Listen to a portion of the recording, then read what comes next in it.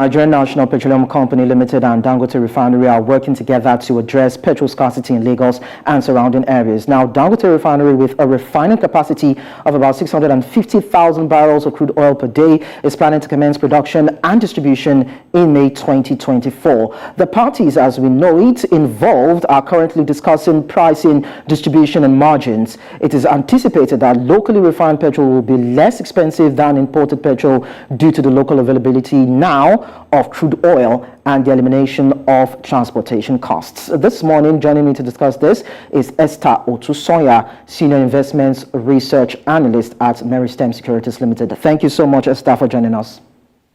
Thank you for having me. Good morning. So we know that meetings have commenced on what the price peg should be for the locally refined crude, and a proposal of 550 naira per litre has been tabled by the marketers. Considering running costs for both Dangote Refinery and the marketers, do you think the proposed price is fair? There are different variables that feed into the determination of the price of PMS, and from Dangote's point, there's the cost of acquiring the crude oil. There's also the refining expenses and logistics as well. But when you look at from the part of the oil marketers themselves, they have to assume the distribution and marketing costs from their end as well. So this cost can actually vary across marketers, with some marketers able to optimize their logistics and minimize expenses than others. So under the deregulated downstream sector, we may see a different range of prices eventually, because when this refined product is transported across the country, it might the prices might vary across the country. So, but these price differentials will not necessarily be so large. It's expected to be narrow due to competitive pressures and general market dynamics in the sector.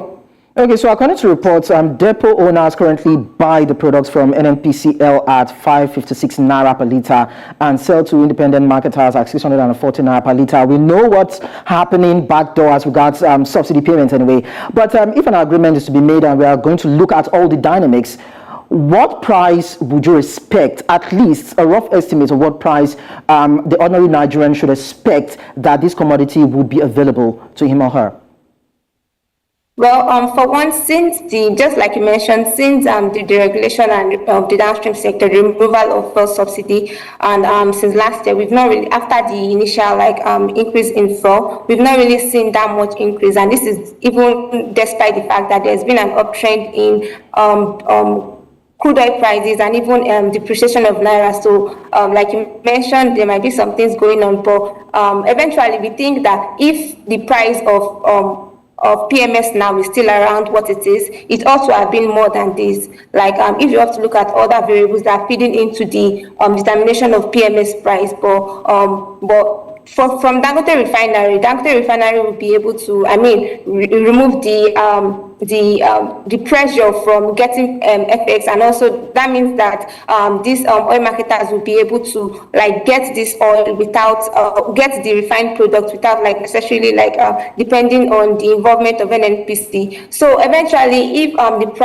are to reach a price for petrol right now, it will depend on what Dangote and Dangote Refinery would, the price Dangote Refinery will agree with the oil marketers. But if there should be a moderation, it shouldn't be quite substantial from what we are currently seeing in the market right now. So from what you're saying, NNPCL's involvement would either be reduced or totally removed. There won't be FX pressure. So what about the depot owners? I'd like to clarify that. Now, if the marketers buy straight from Dangote, doesn't that eliminate depot owners from the business? Because if Dangote is going to supply all that we need and I'm a marketer and I can directly go to Dangote to buy, then that puts depot owners out of business. Is that true? Okay, thank you for your question.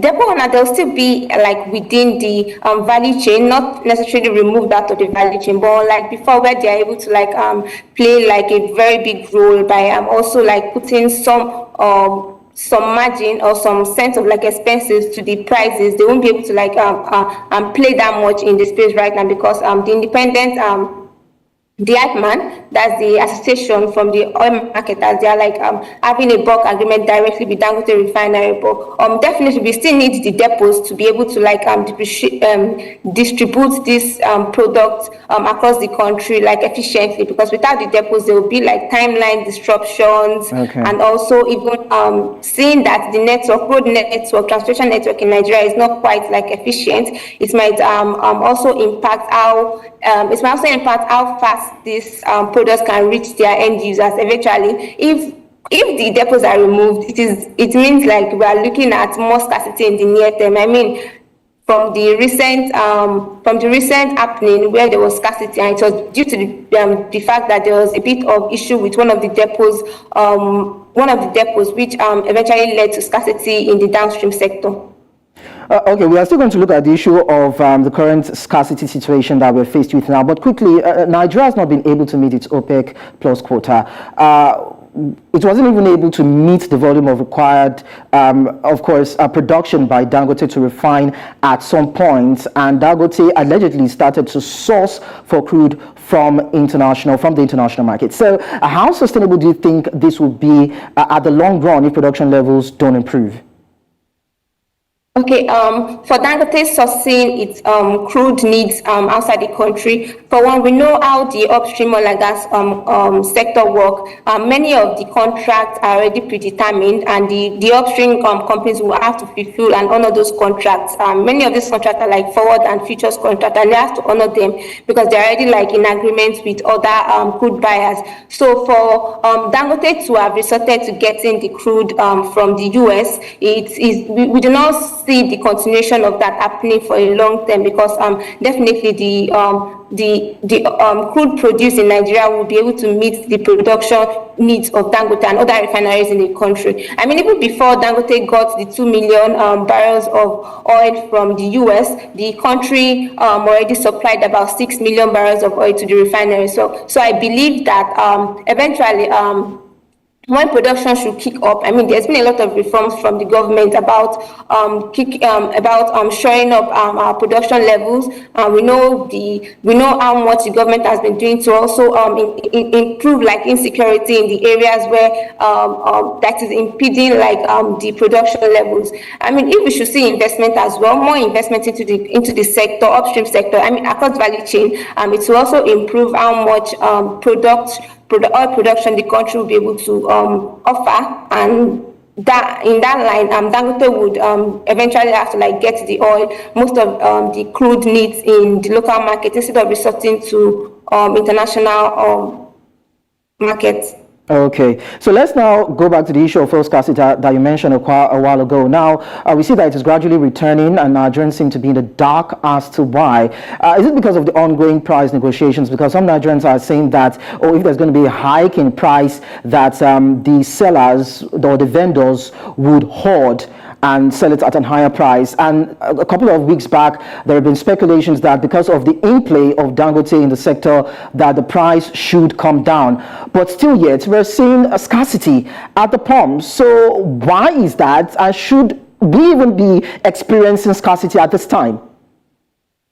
Okay, truly, we shouldn't be experiencing scarcity at this time. But the issue of scarcity came up with one of the issues, one of the depot, but NNPC has clarified that the issue has been resolved, and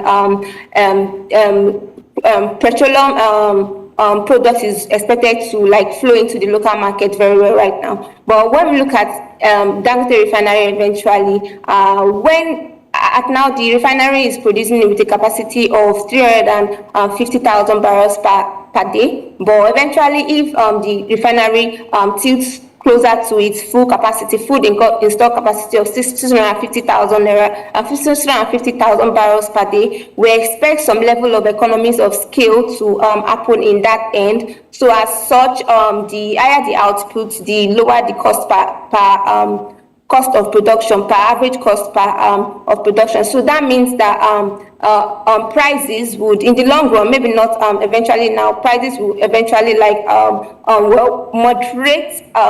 moderate a bit, not so substantial. And also looking at the fact that